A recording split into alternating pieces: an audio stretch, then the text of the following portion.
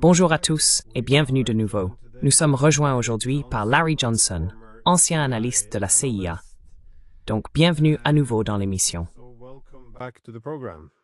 Professeur, c'est toujours un plaisir.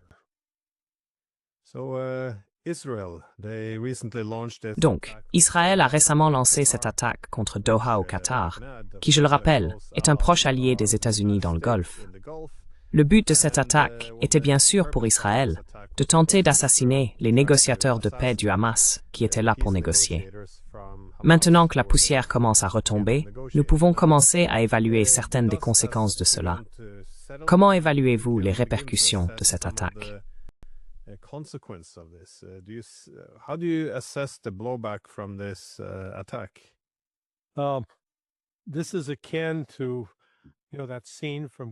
C'est un peu comme cette scène du film Le Parrain 2, où Michael Corleone est chez lui, regarde par la fenêtre et tout à coup des coups de feu pleuvent dans sa chambre et il traîne sa femme hors du lit pour la protéger. C'était une attaque avec les États-Unis, contrairement aux Émiratis ou aux Saoudiens. La base aérienne d'Al-Udeid est le quartier général avancé du commandement central des États-Unis. C'est aussi le siège de ce qu'on appelle le CAOC, le Centre combiné des opérations aériennes. Et ce CAOC réunit plusieurs pays différents et surveille tout le trafic aérien dans toute la région, de la Turquie, la Syrie, Israël, le Liban, jusqu'à l'Iran. Il couvre donc toute la zone.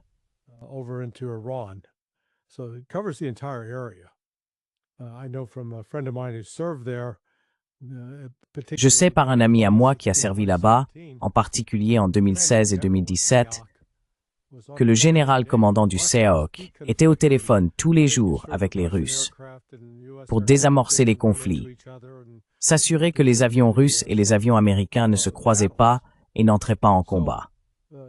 Ce n'était donc pas une relation ordinaire. C'était une relation profondément ancrée.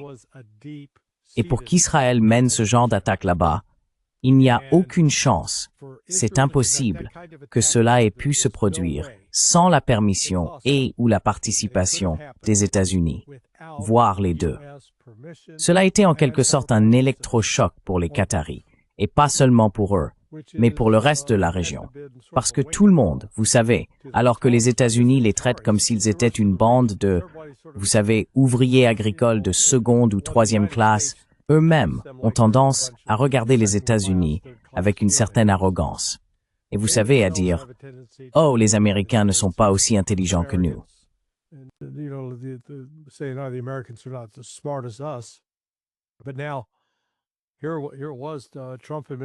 Mais maintenant, il y avait l'administration Trump qui a complètement trahi le Qatar. Et vous savez, je pense que la trahison a été si profonde qu'elle a conduit à cette réunion de la conférence islamique arabe, ce sommet d'urgence qui a rassemblé 54 chefs d'État et ministres des Affaires étrangères de pays arabes et musulmans. Donc il y avait, vous savez, les Turcs, les Azerbaïdjanais, donc vous aviez la culture turque.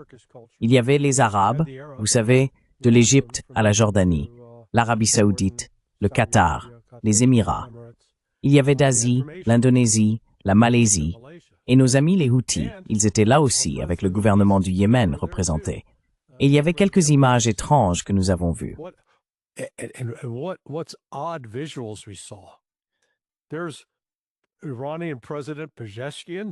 Il y a le président iranien Raïssi, avec le nouveau président syrien Al-Gilani, anciennement connu sous le nom d'Al-Jolani, le terroriste de l'EI, dont les forces, il y a 2 ans, attaquaient et tuaient des Iraniens.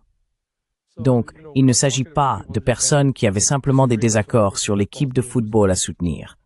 Nous parlons de personnes qui dirigeaient des opérations militaires les unes contre les autres. De la même manière, la Turquie était là avec les Iraniens.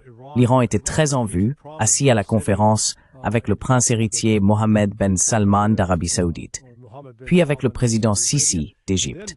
Lors de l'annonce, nous allons rétablir les relations diplomatiques.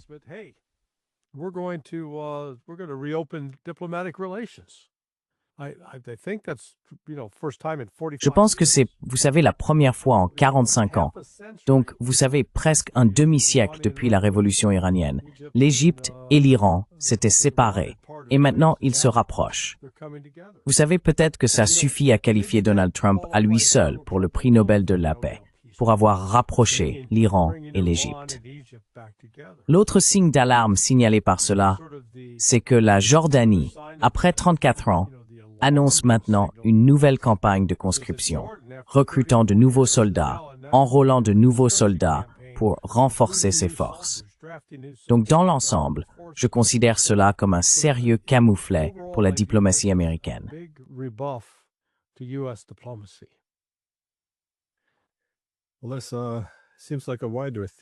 Cela semble être un thème plus large. En Asie de l'Est, la Corée du Sud et le Japon commencent à reconsidérer leur dépendance excessive en matière de sécurité vis-à-vis des États-Unis. En Europe aussi, on ressent un sentiment similaire. Nous avons externalisé une grande partie de notre politique étrangère et de notre sécurité aux États-Unis. Puis soudainement, Trump a commencé à revendiquer le Groenland, après que le Danemark ait donné toutes ses armes à la guerre par procuration en Ukraine. Il est intéressant de noter que des changements se produiront également au Moyen-Orient. Mais tout cela se déroule aujourd'hui sur fond de ce rapport de la Commission de l'ONU, qui conclut qu'Israël a effectivement commis un génocide.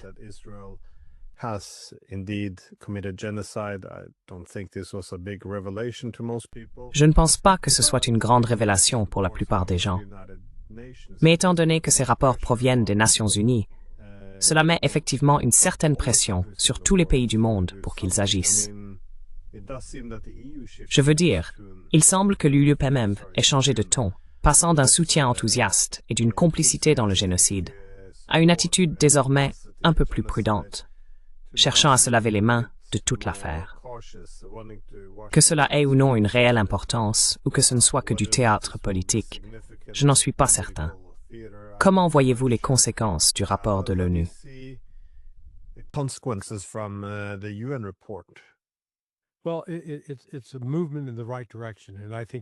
Eh bien, c'est un mouvement dans la bonne direction. Et je pense que vous avez raison de souligner que c'est davantage du théâtre politique que du contenu réel. Commençons d'abord par le sommet islamo-arabe et la déclaration qu'ils ont publiée.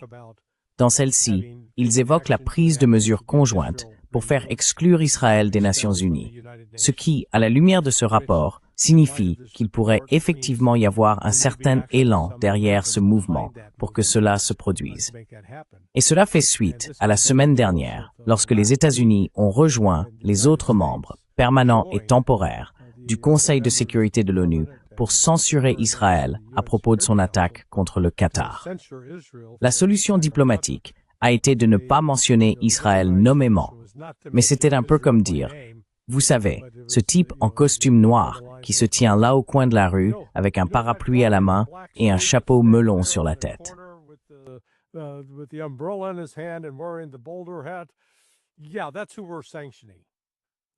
Oui, c'est eux que nous sanctionnons.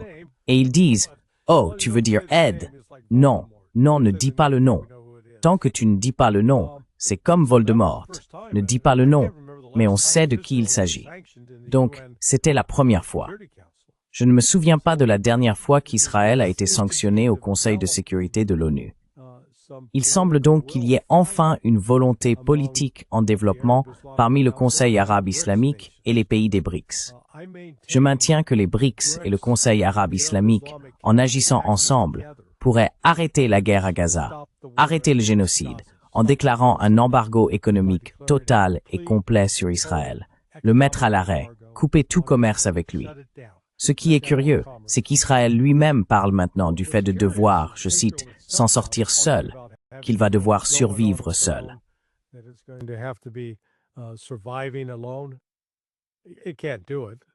Ils n'en sont pas capables. Ils sont dans le déni.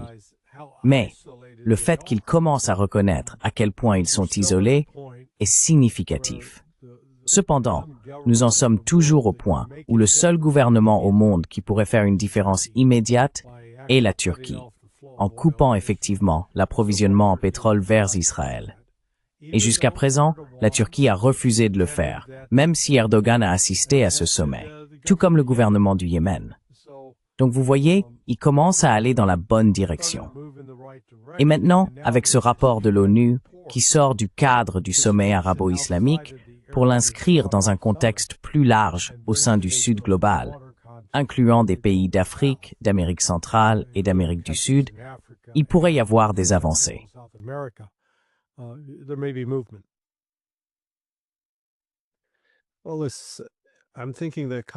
Je pense cependant que les pays de la région doivent percevoir les implications plus larges, car il ne s'agit pas simplement d'un massacre de masse à Gaza. Cela s'est également étendu au renversement du gouvernement en Syrie, à la destruction partielle de la Libye, aux attaques contre la Syrie, aux attaques fréquentes contre le Yémen. On voit des dirigeants israéliens commencer à parler du Grand Israël, où ils présentent simplement une carte en s'appropriant une partie des pays voisins. Bien sûr, il y a l'attaque contre l'Iran. Tout cela doit certainement rendre certains acteurs régionaux un peu inquiets et préoccupés. D'autant plus qu'il ne semble pas qu'Israël agisse ici par force.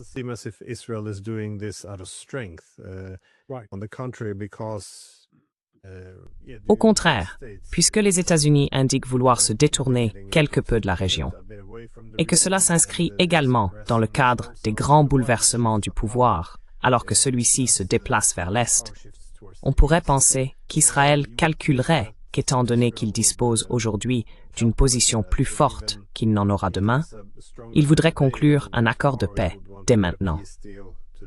Mais au lieu de cela, ils semblent viser une victoire totale sur tout le monde, alors que leur principal allié, les États-Unis, conserve encore, je suppose, une présence dominante dans la région. Mais cela commence à ressembler à un état suicidaire, car il est très difficile d'imaginer comment cela pourrait bien se terminer pour Israël.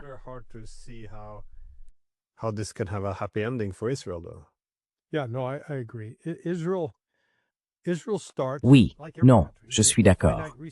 Israël commence, comme tous les pays, avec des ressources limitées, que ce soit en termes de main-d'œuvre, de finances publiques ou de ressources naturelles.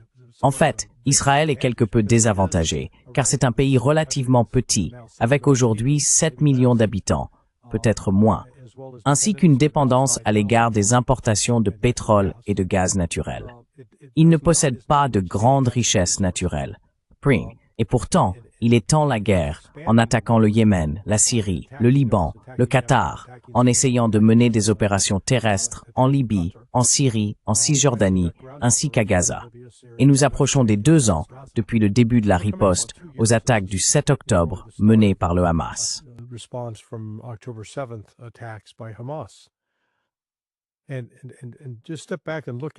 Et prenons un peu de recul pour examiner la situation. Vous savez, on entend beaucoup de critiques sur la Russie par rapport à l'Ukraine de la part de personnes comme le général Kellogg. L'autre jour, par exemple, « Oh, l'Ukraine est en train de gagner. La Russie perd, parce que la Russie ne prend qu'un petit peu de territoire. » D'accord, appliquons ce raisonnement à Gaza. À Gaza, on a une zone de quoi? Environ 25-28 miles carrés. Ce n'est pas une grande superficie. Ou alors c'est, vous savez, 20 miles de long sur 5 milles de large, ce qui ferait plutôt 100 000 carrés. Mais malgré tout, c'est une zone contenue.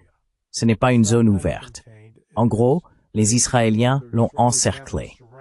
Les combattants du Hamas sont dans une position où ils ne peuvent pas simplement recevoir régulièrement des cargaisons d'armes par voie aérienne ou maritime.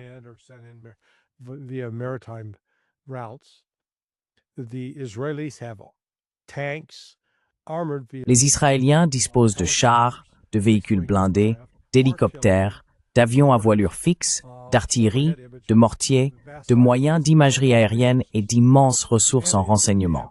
Et ils ont un accès très facile au ravitaillement en nourriture, en munitions, en médicaments et en fournitures de premiers secours. Le Hamas ne dispose d'aucun de ces moyens. Ils ont des fusils, quelques armes de poing et quelques mortiers, mais ils ne transportent pas d'armes lourdes. Et pourtant, malgré tout le poids de l'armée israélienne, qui surpasse le Hamas en nombre d'au moins 3 contre 1, le Hamas continue d'infliger des pertes à Israël. Franchement, c'est une histoire remarquable.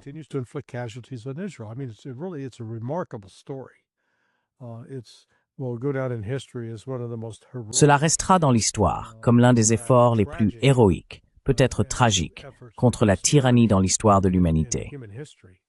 Mais jusqu'à présent, ils ont réussi à tenir les Israéliens à distance.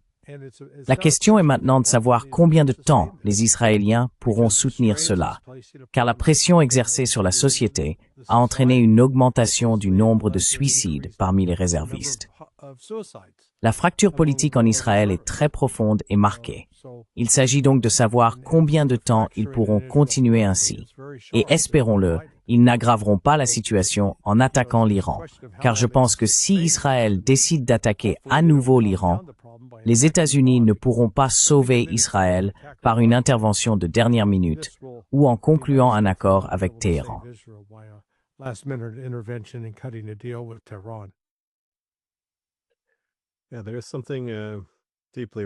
Oui, il y a quelque chose de profondément irrationnel ici.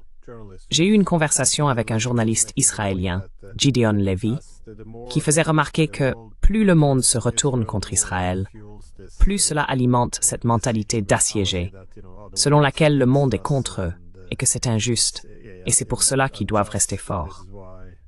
Donc, cela alimente en quelque sorte cette politique très irrationnelle. Mais à ce sujet, je suis content que tu aies mentionné Kellogg, car je voulais justement te demander ce qui se passe sur le front ukrainien. Et comme tu l'as suggéré, c'est assez remarquable.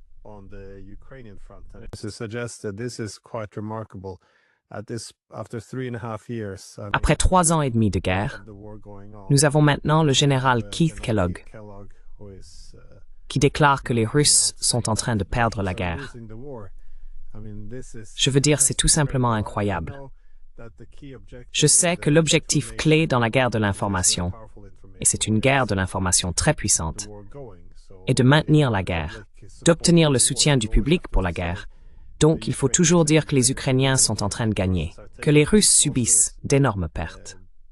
Mais malgré tout, l'ensemble de son discours, encore une fois en exagérant les pertes russes et en minimisant celles des Ukrainiens, il a fait le commentaire que la Russie sortait des chars des musées. C'est vraiment très étrange.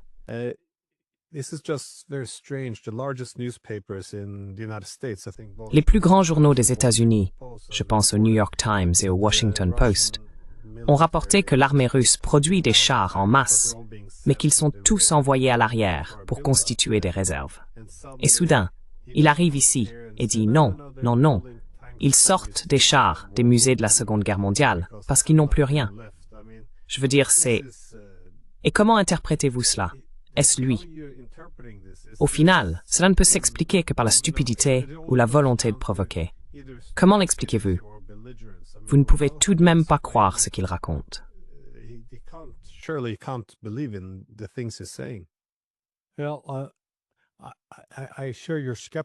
Eh bien, je partage votre scepticisme, qu'il ne peut sûrement pas être aussi stupide, qu'il ment délibérément pour jouer un rôle de propagande. Mais je pense en réalité qu'il peut sincèrement, véritablement croire ce qu'il dit. Il n'utilise tout simplement aucune capacité de pensée critique. Si vous écoutez son argument en surface, c'est que l'Ukraine inflige d'énormes pertes aux Russes et que les Russes ne prennent pratiquement aucun territoire. Ils avancent à peine centimètre par centimètre, tout au plus. D'accord. Mais nous avons eu récemment 2 échanges de corps de soldats morts, où l'Ukraine rend les Russes morts et la Russie rend les Ukrainiens morts. Les 2 dernières fois, le ratio était de 50 contre 1. Pour chaque soldat russe rendu, il y avait 50 Ukrainiens morts. Eh bien, comment cela peut-il être possible si Kellogg a raison?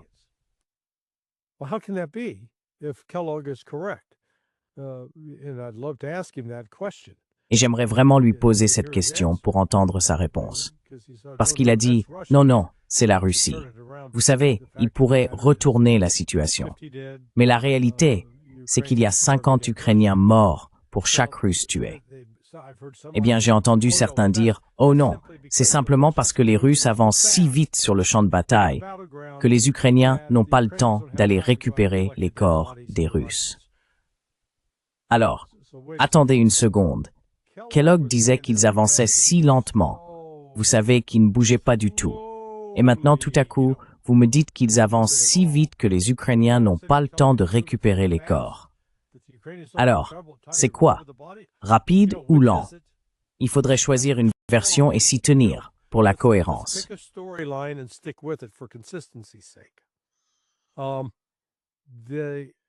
Peu importe vraiment ce qu'il dit ou ce qu'il croit, car cela ne changera pas la réalité sur le terrain.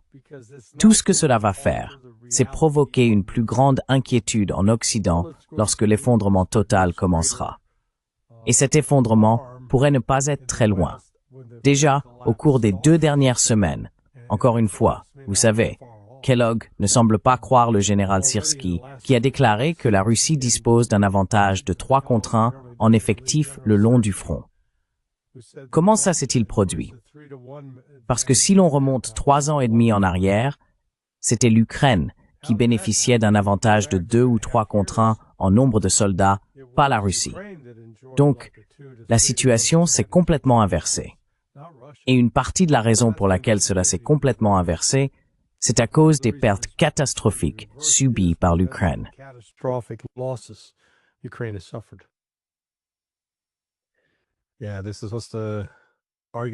Oui, c'était l'argument selon lequel les Ukrainiens avaient perdu, 30 000 soldats, et pourtant ils doivent maintenant mobiliser des centaines de milliers de personnes. C'est cette étrange et fausse empathie envers l'Ukraine, où l'on minimise toutes les horreurs qui se produisent, des pertes sur la ligne de front à la conscription brutale des Ukrainiens. Je veux dire, même les sondages montrent que les Ukrainiens souhaitent des négociations immédiates pour mettre fin à tout cela. Rien de tout cela n'apparaîtra dans les médias. Rien de tout cela ne sera mentionné par des gens comme Kellogg, car tout cela sape le soutien public à l'effort de guerre.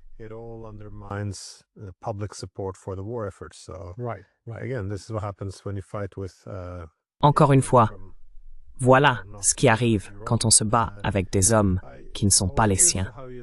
J'étais curieux de savoir comment tu évalues toute la situation des drones maintenant, car, encore une fois, la guerre de l'information fait rage de tous côtés. Donc il faut être un peu prudent avec les informations.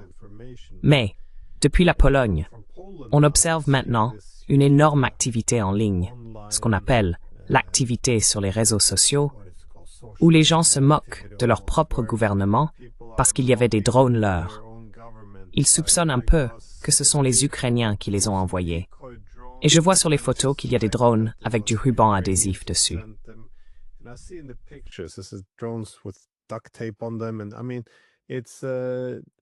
Et je veux dire, il ne semble pas que tout le monde soit complètement convaincu. Et encore une fois, je ne suis pas un expert en armement, mais j'aurais pensé que si on voulait vraiment convaincre tout le monde et éviter toute spéculation ou théorie du complot, alors pourquoi ne pas mener une véritable enquête à ce sujet?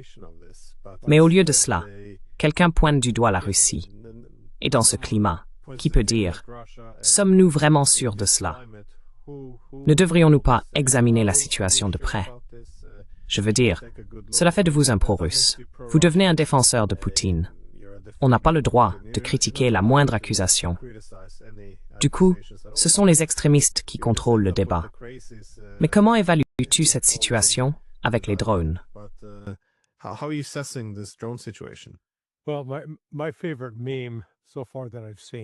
Eh bien, mon mème préféré jusqu'à présent que j'ai vu, c'est ce gamin. Il entend soudainement quelque chose et il dit « Oh mon Dieu, un drone !» Puis il se baisse. Et la scène suivante, c'est quelqu'un qui traîne sa valise sur des pavés. Donc c'était la valise, pas le drone. Il est maintenant clair qu'il s'agissait d'une opération ukrainienne conçue pour tenter de créer une provocation afin de pousser la Pologne puis l'OTAN à entrer en guerre. C'est un signe du désespoir de l'Ukraine.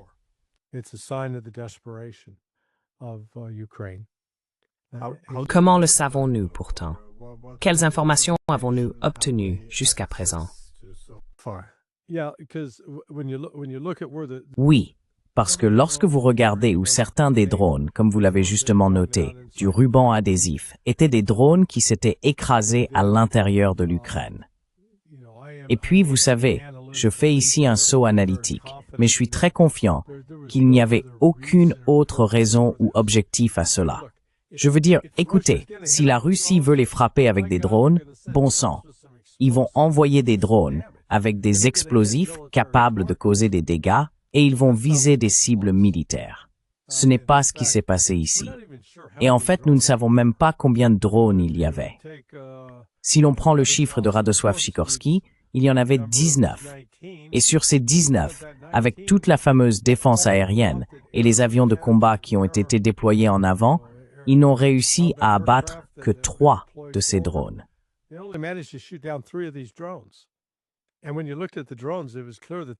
Et quand on regardait les drones, il était évident qu'ils avaient été, on aurait dit qu'ils avaient été récupérés sur le champ de bataille, ou après des attaques en Ukraine, puis réutilisés. Vous savez, ils étaient rafistolés avec du ruban adhésif. Ce n'étaient pas des drones sophistiqués. Ensuite, on en vient à toute la question de savoir pourquoi la Pologne et ses partenaires de l'OTAN utilisent des systèmes d'armes qui coûtent des centaines de milliers, voire des millions de dollars pour abattre des drones qui valent, vous savez, peut-être $5,000, voire moins. Je veux dire, ce n'étaient vraiment pas des modèles coûteux. Donc, économiquement, ça n'a pas de sens. Mais la tentative a échoué. Vous vous souvenez, la Russie, dès le début, a dit « Nous n'en savons rien, mais écoutez, nous sommes prêts à nous asseoir et à en discuter avec vous. »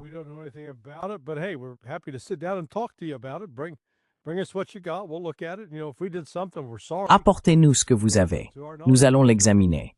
Vous savez, si nous avons fait quelque chose, nous en sommes désolés.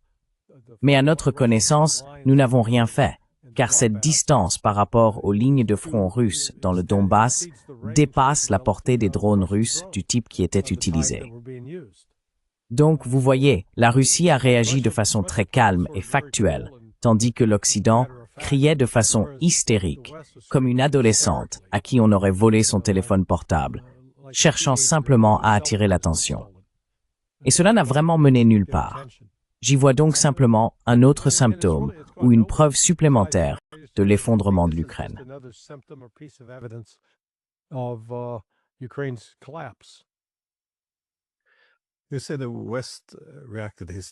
Vous dites que l'Occident a réagi de façon hystérique, mais je suppose que, plus précisément, vous diriez que ce sont les Européens qui ont agi de manière hystérique, car ils se sont un peu énervés contre Trump, puisqu'il n'a pas participé à la vague de haine et à la panique. Il semblait très désinvolte face à toute cette affaire.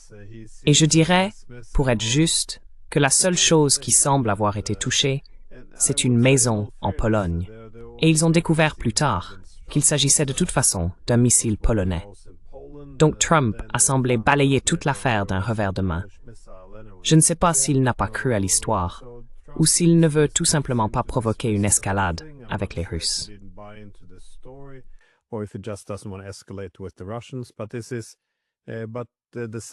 Mais le désir des Européens d'obtenir une réaction forte de la part des États-Unis est en quelque sorte un indicateur de leur position dans toute cette affaire.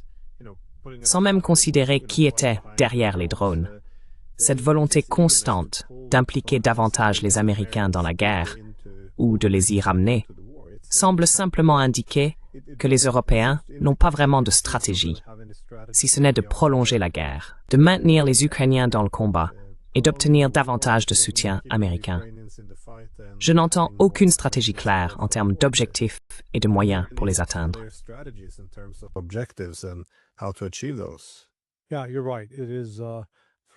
Oui, tu as raison.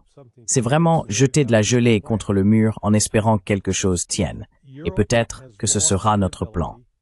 L'Europe a perdu la capacité de produire en quantité industrielle des systèmes d'armes qui lui permettraient de maintenir l'Ukraine dans le combat contre la Russie, avec la possibilité de remplacer les pertes, qu'il s'agisse d'obus d'artillerie, de batteries de missiles Patriot ou de missiles Storm Shadow.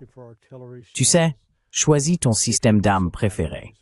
Aucun des pays, ni l'Allemagne, ni la France, ni le Royaume-Uni, ni les États-Unis, n'a la profondeur industrielle nécessaire pour produire ces armes en grande quantité ou pour augmenter la production bien au-delà de ce qu'elle est actuellement. Et pourtant, nous continuons à être confrontés à la même histoire. Seuls les couplets changent. Le couplet 1 en 2022 était « Oh, les Russes vont bientôt manquer de missiles, d'un jour à l'autre. Ils ne peuvent pas continuer comme ça. » Puis cela a été suivi de « Oh, ils sont obligés de cannibaliser des machines à laver et des réfrigérateurs pour récupérer des puces électroniques parce qu'ils n'en ont pas assez pour leurs missiles. » Voilà pour 2022 et le début de 2023. Puis la réalité a frappé en 2023 et 2024. L'Ukraine n'avait tout simplement pas assez d'obus d'artillerie, et l'Occident était incapable de produire en un mois ce que l'Ukraine consommait.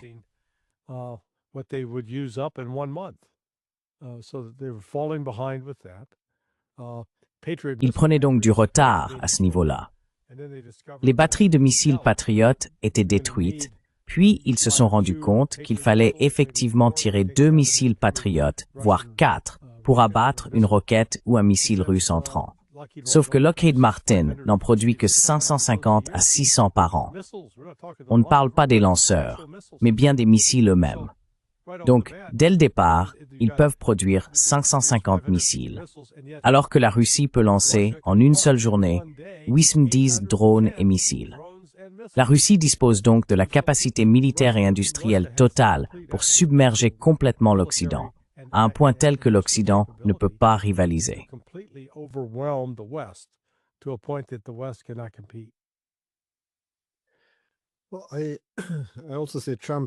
Je constate aussi que la rhétorique de Trump envers la Russie est, eh bien, elle peut être interprétée de différentes manières, je suppose.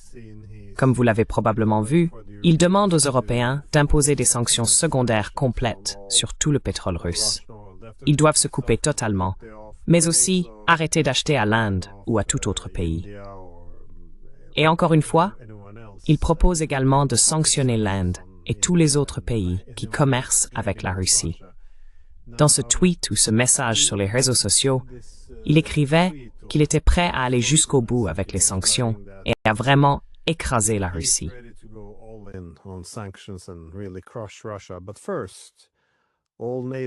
Mais d'abord, tous les pays de l'OTAN, tous, y compris des pays comme la Turquie, doivent accepter d'arrêter d'acheter du pétrole.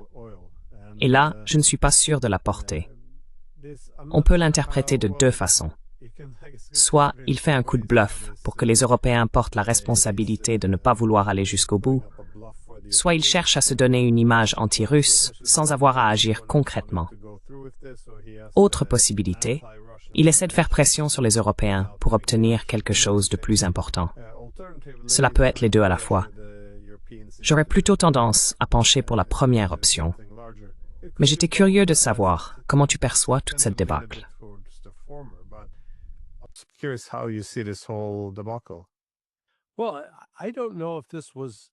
Eh bien, je ne sais pas si c'était la stratégie de Trump dès le départ. Je pense que notre ami Alex Cranor dirait, vous savez, il dirait, tu vois, j'avais raison. J'aime Alex et sa volonté de supposer que Trump est peut-être plus intelligent qu'on ne le pense. Je suis dans un camp un peu différent. Je ne pense pas que Trump ait naturellement planifié les choses ainsi, mais il a certainement su tirer parti de la tournure des événements. Et ce que je veux dire par là, c'est qu'il a maintenant complètement mis la responsabilité sur l'Europe. Et nous, les États-Unis, eh bien, on est à fond. Nous nous battrons avec vous. Nous fournirons l'Ukraine jusqu'au bout. Mais c'est à vous d'y aller en premier. C'est à vous de mettre l'argent. C'est à vous de fournir les missiles. C'est à vous d'imposer les sanctions. C'est à vous d'en subir les conséquences. Et ensuite, nous vous rejoindrons. Et l'Europe répond, « Oh, attendez une seconde. Non, non. »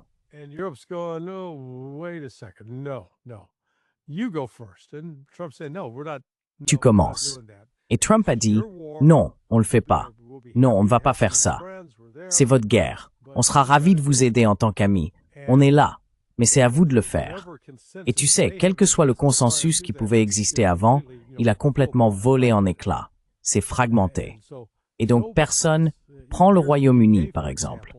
Ils viennent de signer un accord de libre-échange avec l'Inde, compte tenu de leur histoire coloniale avec l'Inde. Et Tu sais, Starmer dit, je ne vais pas revenir en arrière. On ne va pas aller dire aux Indiens, allez vous faire voir, on a changé d'avis, on va faire ce que veulent les États-Unis. Donc Glenn, je pense que c'est juste un exemple de plus de la façon dont ce qui était l'hégémonie américaine sur les plans économiques, politiques et militaires a changé.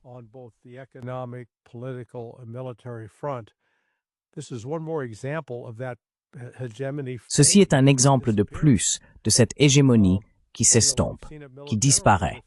Nous l'avons vu sur le plan militaire avec les Houthis qui nous ont chassés, qui ont chassé la marine américaine de la mer Rouge. Trump peut prétendre qu'ils ont capitulé autant qu'il le veut, mais c'est tout simplement pas le cas. Sur le plan économique, l'Inde et la Chine vendent leurs bons du Trésor américain et commencent à effectuer des transactions commerciales avec de grandes entreprises, tant au sein des BRICS qu'en dehors, sur la base de leurs propres monnaies respectives. Ainsi, la demande pour le dollar a disparu. Et nous avons quelques preuves que c'est effectivement le cas. Selon les données enregistrées jusqu'en juin 2025, le nombre de transactions SWIFT a diminué de 15% par rapport à 2024. Eh bien, c'est un chiffre significatif.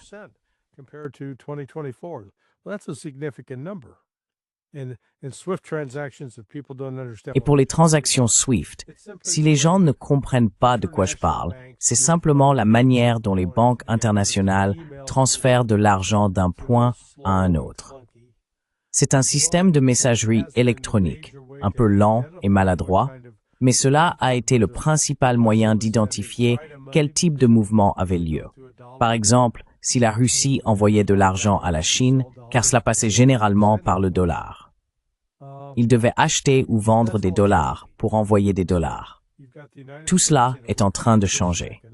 Ainsi, les États-Unis se retrouvent dans une position plus faible économiquement, militairement et politiquement, devenant plus isolés en raison de leur soutien à Israël.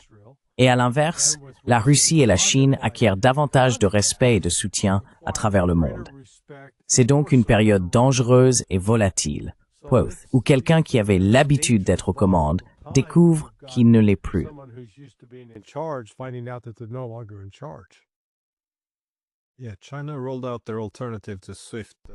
Oui, la Chine a lancé son alternative à SWIFT.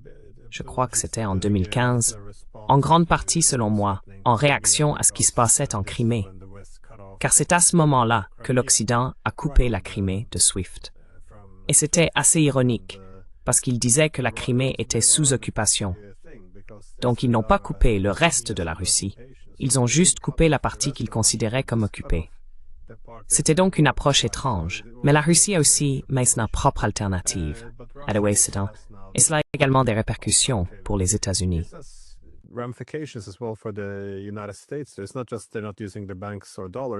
Ce n'est pas seulement qu'ils n'utilisent plus les banques ou les dollars, mais si vous n'utilisez plus SWIFT, ce système servait à recueillir beaucoup d'informations pour savoir, par exemple, quel type d'accords commerciaux étaient conclus entre la Chine et le Brésil. Parce que s'ils ne l'utilisent plus, ils perdent ces informations et la capacité de préparer efficacement les agriculteurs américains à ce qu'ils peuvent raisonnablement attendre en termes de demande. Ils ne peuvent vraiment pas faire cela sans avoir une vue d'ensemble claire des chiffres. Cela a de nombreuses répercussions à long terme. Je ne pense pas qu'ils aient vraiment réfléchi à toutes les conséquences.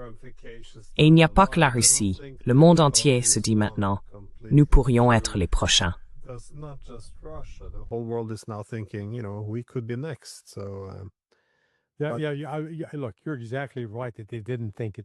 Écoutez, vous avez tout à fait raison de dire qu'ils n'ont pas réfléchi jusqu'au bout. Une chose qu'ils n'ont pas prise en compte, c'est que lorsque vous faites des échanges en dollars, prenons l'exemple de la Chine qui veut acheter du soja. Disons maintenant qu'ils achètent du soja au Brésil. Dans l'ancien système, ils achetaient déjà leur soja au Brésil. Mais la Chine allait sur le marché libre, achetait des dollars, puis envoyait ces dollars au Brésil. Ensuite, le Brésil pouvait garder les dollars, les convertir dans une autre devise ou les envoyer à l'étranger. C'était avant. Ce qui se passe maintenant, et cela s'est produit au cours des 3 derniers mois, c'est que la Chine a annulé ses contrats d'achat de soja aux États-Unis à cause des droits de douane pour manifester son mécontentement et a transféré toute cette activité vers le Brésil.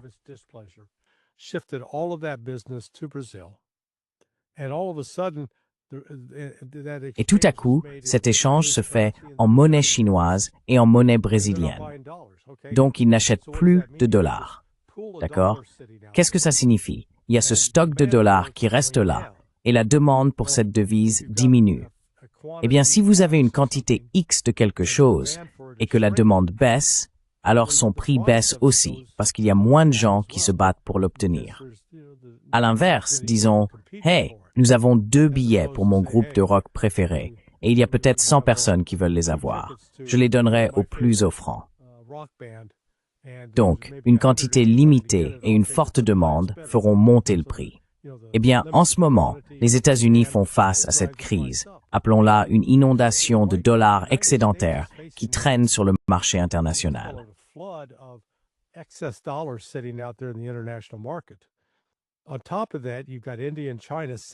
En plus de cela, l'Inde et la Chine se débarrassent de leurs bons du Trésor américain. Ce que cela provoque, c'est une augmentation de l'offre de dollars au point que le prix du dollar baisse. Le dollar a moins de valeur parce qu'il y en a trop en circulation. C'est une bonne nouvelle si vous produisez quelque chose aux États-Unis que vous souhaitez vendre à l'étranger, car cela signifie que ce que vous vendez à l'étranger est moins cher. Mais supposons que je veuille être distributeur de vin pour Great Wines of New Zealand. L'année dernière, une caisse de vin coûtait 15 $. Cette année, elle coûte désormais 20 $. Je dois payer 20 $ pour l'obtenir, simplement parce que le dollar vaut moins. Eh bien, cela signifie que si je veux vendre ce vin aux États-Unis, le prix va augmenter. Et c'est ce qui contribue à déclencher l'inflation, ce que les États-Unis connaissent actuellement.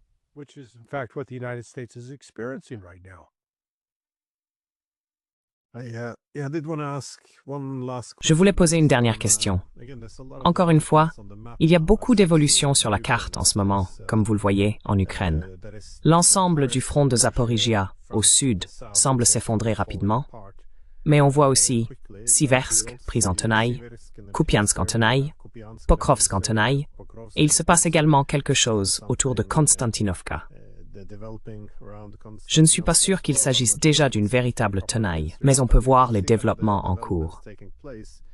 À chaque fois, les Ukrainiens subissent des pertes encore plus importantes en tentant de redresser la situation, ce qu'ils n'arrivent pas à faire.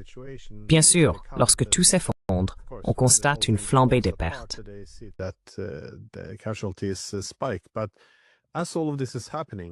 Mais alors que tout cela se produit, je les vois également commencer à assouplir les cibles sur la rive ouest du Dniepr, principalement à Kherson, mais aussi en frappant très fortement Odessa.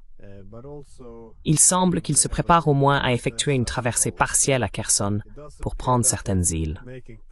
Mais comment évaluez-vous la situation? Pensez-vous que les Russes iront jusqu'au bout cette fois pour Odessa? Parce que s'ils ne parviennent pas à un accord, et que l'OTAN est déterminée, ou que les Européens disent qu'ils enverront des troupes en Ukraine après la guerre, il est certain que les Russes ne peuvent pas accepter la présence de troupes de l'OTAN à Odessa. Pensez-vous qu'ils iront jusqu'au bout? Ou avons-nous des informations au-delà des simples spéculations?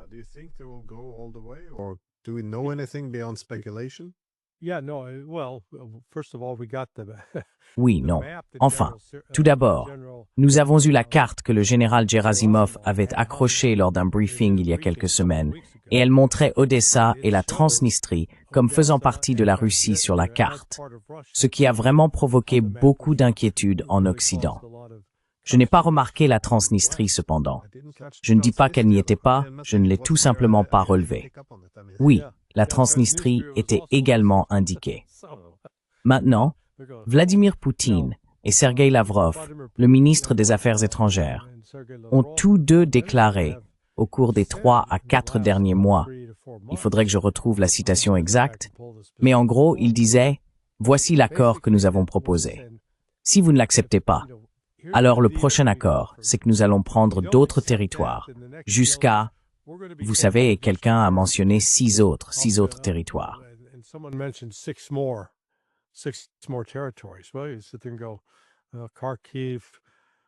Eh bien, vous pouvez aller à Kharkiv, Dnipropetrovsk, Mykolaïv, Odessa, Transnistrie, vous savez. Donc cela va s'additionner.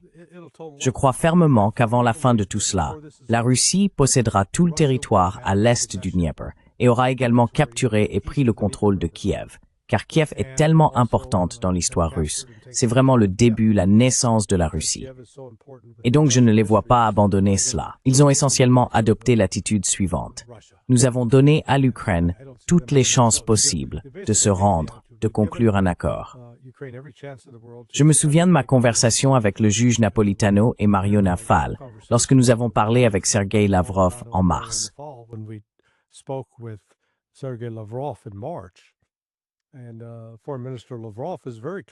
Et le ministre des Affaires étrangères, Lavrov, est très clair en disant « Regardez, cet accord que nous avons signé, qui aurait permis au Donbass, à la fois Donetsk et Louhansk, de rester une partie de l'Ukraine, a été proposé par les Ukrainiens. Et nous y avons consenti simplement parce qu'il comportait des dispositions pour protéger les populations de ces oblasts. Mais il a dit que l'Ukraine s'en est retirée. Alors nous avons changé l'accord. Nous les avons désormais intégrés à la Russie. Et il a ajouté que cela ne changera pas. Ils ne reviendront pas en arrière. Il en va de même pour Zaporizhia et Kherson. Donc je prévois que tant que la guerre se poursuivra, la Russie va reprendre, elle reprendra Odessa. C'est une partie trop importante de l'histoire russe.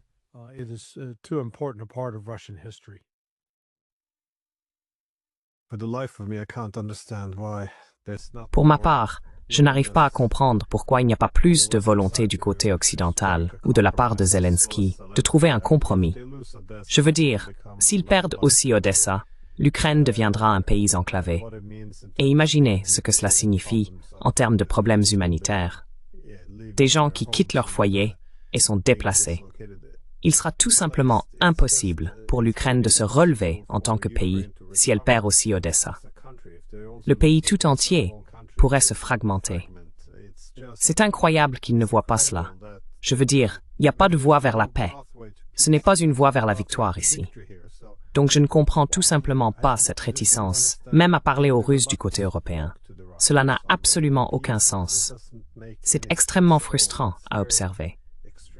Et pendant ce temps, ils font tout cela sous la bannière de « Maintenant, nous soutenons l'Ukraine ». Vous savez, comme jusqu'au dernier Ukrainien. C'est très très sombre.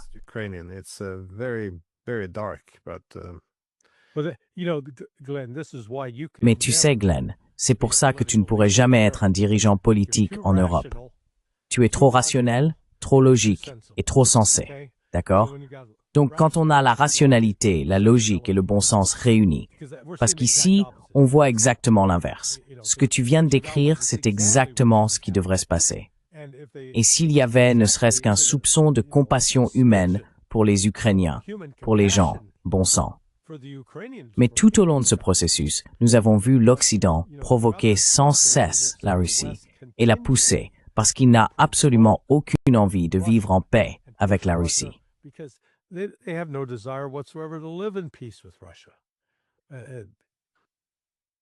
Un de mes collègues a écrit un article. Il a soulevé la question suivante. Si nous envoyons plus d'armes, et que la seule chose que nous puissions accomplir est que l'Ukraine perde plus lentement, et donc perde plus d'hommes, est-ce que cela en vaut la peine? Et il a été attaqué pour cela. C'est anti-ukrainien. Bienvenue dans l'Europe post-rationnelle.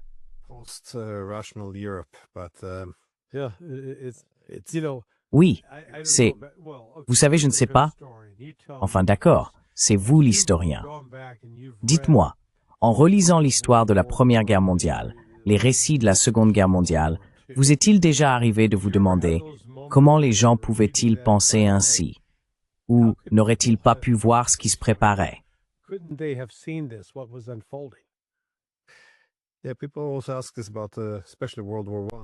Les gens posent aussi cette question, surtout à propos de la Première Guerre mondiale. Comment n'avez-vous pas vu dans quelle direction cela allait? Et on a tendance à regarder l'histoire comme si les gens étaient un peu plus bêtes à l'époque. Mais regardez où nous en sommes aujourd'hui. Nous ne pouvons pas gagner la guerre, mais nous ne voulons pas parler à l'adversaire.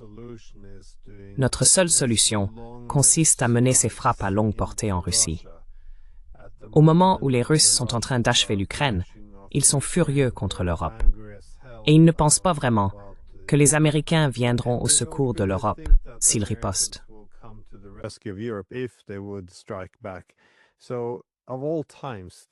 Alors, c'est précisément maintenant qu'on va lancer des frappes directes contre la Russie, attaquer la plus grande puissance nucléaire du monde.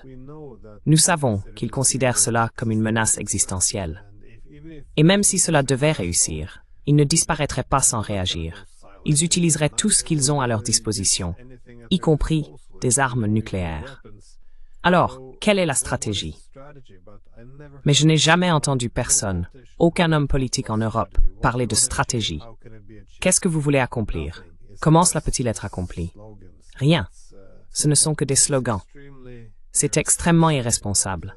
Mais oui, j'ai déjà pris un peu trop de votre temps. Non, non, non.